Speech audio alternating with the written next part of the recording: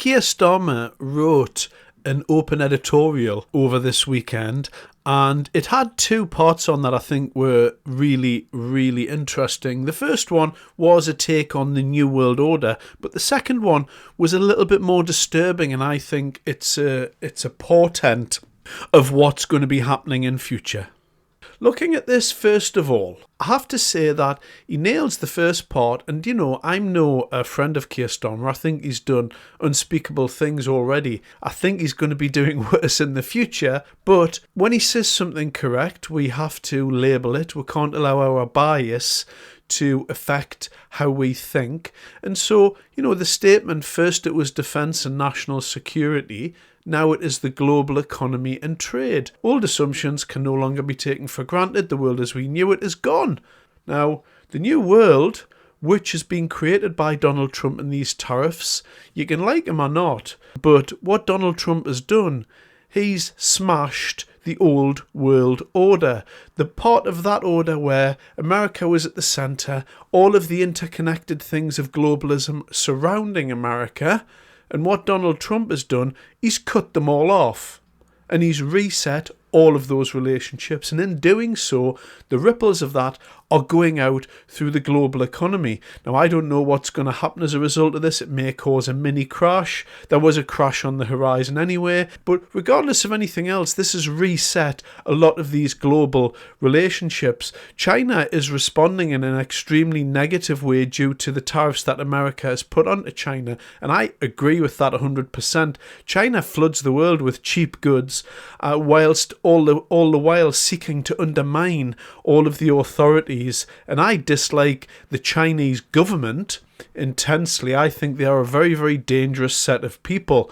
And what Trump's done, he's essentially said, okay, 30% there, and that's going to put the Chinese economy in a lot of trouble, aside from the fact that, the real estate sector in China, most normal people, people on the street, they have been told for decades and decades and decades to invest in real estate, and that market is collapsing under its own weight. So China has its own problems, and I think Donald Trump has turned the heat up on China, and that's one of the things that's lost in all of this tariff talk. And like it or not, he's forcing each government to reassess their position in this new world order.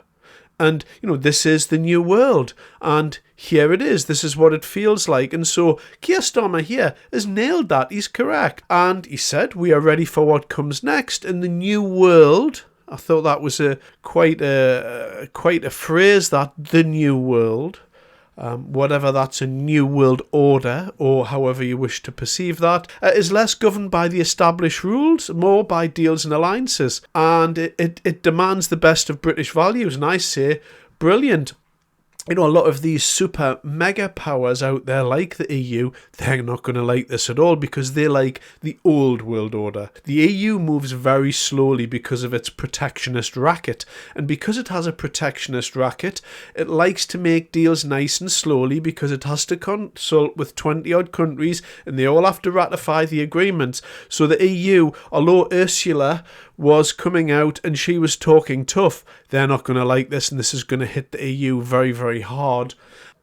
What America's done with these tariffs, they've set tariffs onto countries based upon how they want to manipulate those countries, because there's such a thing as MAGA, and Donald Trump's MAGA movement says make America great again. And so that isn't make the world great again or make Europe great again. It's quite straightforward. Donald Trump cares about America. And far too often in this globalist society, everyone seeks to care about everybody else. And that's not how it is. That's not how it's been since time immemorial. And all of these things have been reset. So what Donald Trump decided to do was set tariffs based on things like, I want to hurt China, so you're getting 30-odd%. And the EU, they've been difficult with America for quite some time. So you're going to get some tariffs there. And that's shut those people up there. And so these tariffs here, how they've been worked out is, on a trade surplus level, if you have a trade surplus with America, that's formed the basis for the calculation as to what the tariff is going to be. It can be quite complicated to work out in some respects, but essentially these are tariffs. And what Trump is saying is, I want to make a deal with you, come and make a deal. And what Mr. Starmer is saying here is, I will only strike a deal if it's right for British business and the security of working people. And this is our heritage, correct? That we're an island nation, yeah, from car manufacturers to whiskey producers. Free trade is a galvanising force for British export business, and the government will champion that voice on the international stage. Brilliant. I like that type of language. Yeah, let's start being competitive. Let's produce our own British goods. Let's get out there and say best of British again. Yeah, I'm 100% behind that. 100%. So up to this point, yeah, well done, Kier Starmer. You've said the right things there. Yeah, let's not panic. Let's get out there and let's start championing British business. Okay, so then we get to the second part of his op-ed, and here it is. But we must also go further. Uh-oh, what do you mean? What do you mean, Mr. Prime Minister? This week, we will turbocharge plans that will improve our domestic competitiveness. Okay, this is starting to sound like, I don't know whether you remember being told off by your parents, and there's a kind of a preamble sometimes when they're trying to make a really, really harsh point, and they kind of preamble, or you're getting one of these one-to-ones at work and your manager's sitting there and they're like saying, oh yeah, so you've done really well, but there's something else we have to cover now in the coming months. This is how this is a build-up. This is how things are built up. So we're building resilience, making Britain a tapestry of thriving economies, maximising local skills, talents and opportunities. Great. Creating wealth in every corner and delivering security. Great. And then we get to the point that's worrying me. We stand ready to use industrial policy to help shelter British business from the storm. Some people may feel uncomfortable about this. That's the understatement of the year. The idea the state should intervene directly to shape the market has often been derided.